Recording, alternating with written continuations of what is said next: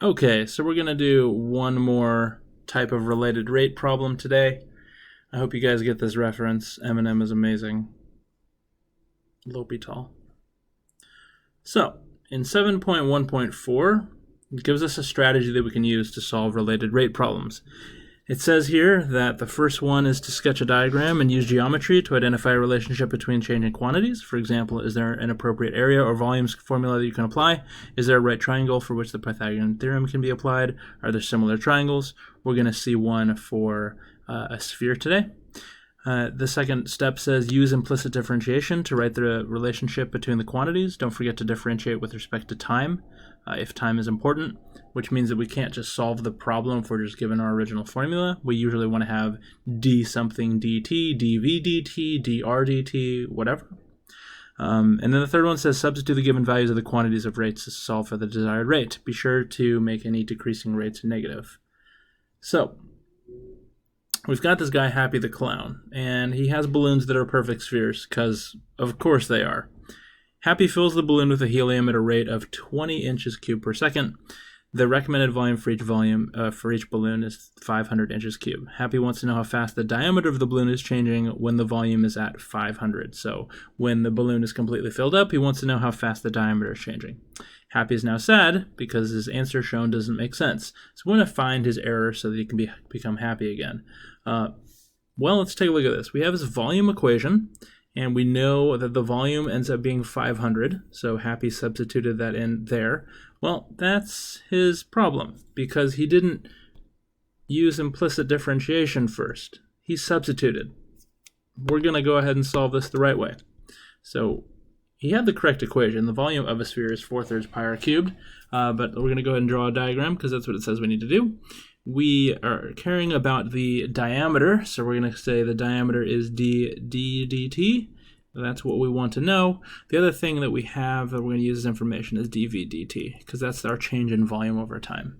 So let's go ahead and make our table of what we know, what we want to know, and what our snapshot is. So we know the information that he fills up the helium at a rate of 20 inches per second. So we know the change in volume over time is 20 inches per second. What we want to know is how fast the diameter of the balloon is changing. So that's d dt. Interesting enough, we don't have d dt, but we have dr. We have a radius here, so we'll go ahead and figure that out in a second.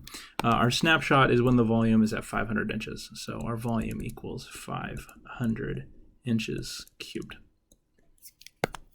So let's go ahead and start off with the equation that we were given. Volume is 4/3 pi r cubed, and we are going to take the derivative of everything. So the derivative with respect to time, the derivative with respect to time. We'll write 4/3 pi r cubed. The derivative of v is dv dt. And the derivative of 4/3 pi r cubed, well, we're just going to write 4/3. The derivative of pi r cubed is we're going to take the 3, put it out in front, so 3 pi, and then r squared times dr dt. Because of the chain rule, we can cancel out our 3's, so we're left with our derivative is 4 pi r squared. If you remember your geometry, you may also recognize that this is the surface area of a sphere, so the derivative of the volume becomes surface area. There is a proof for that. It's kind of interesting. So let's go ahead and solve for dd dt, but we have dr dt, so we're going to go ahead and solve for dr dt, and then we're going to turn that into dd dt later. So let's solve for dr dt because we can relate our radius to our diameter, which is just multiplied by 2. So we'll say dv dt divided by 4 pi r squared. So now we have what we're solving for, so we're going to go ahead and substitute in the information we know. So we know that dv dt is 20. 4 pi r squared. We don't have r though. So let's go ahead and find out what r is.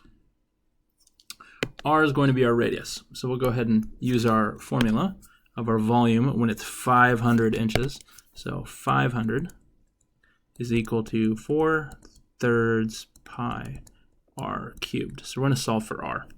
So we'll have 500 multiplied by 3 divided by 4 divided by pi, take the cube root of that, and that is our radius. I did this, cube root of that. I did this ahead of time, so I know that my answer is going to be 4.92. So that's our radius, so we'll plug in 4.92 down here. And we have radius squared. And if we, this is our dr dt, and if we go ahead and calculate this, we end up getting 0.0657 inches per second. This is the rate in which our radius is changing when our volume is exactly 500 inches. We don't care about our radius because we want our rate in which our diameter is changing. Well, the relationship between the radius and the diameter is the diameter is 2 times larger than the radius, which means that if our radius is changing at this rate, we can multiply this by 2, which gives us our dt. Our change in our diameter with respect to time is equal to this number times 2, which is 0.1315 inches per second. And that's it. I just wanted to make sure you had one more problem. Your assignment is just going to be these 3 problems. You're only going to do 43A. These 2 are related to setting up your rates. You're not actually going to be solving for those rates. You're going to have practice with that. We'll have one more day of related rates tomorrow. But other than that, make sure to tune in, and I will see you guys later.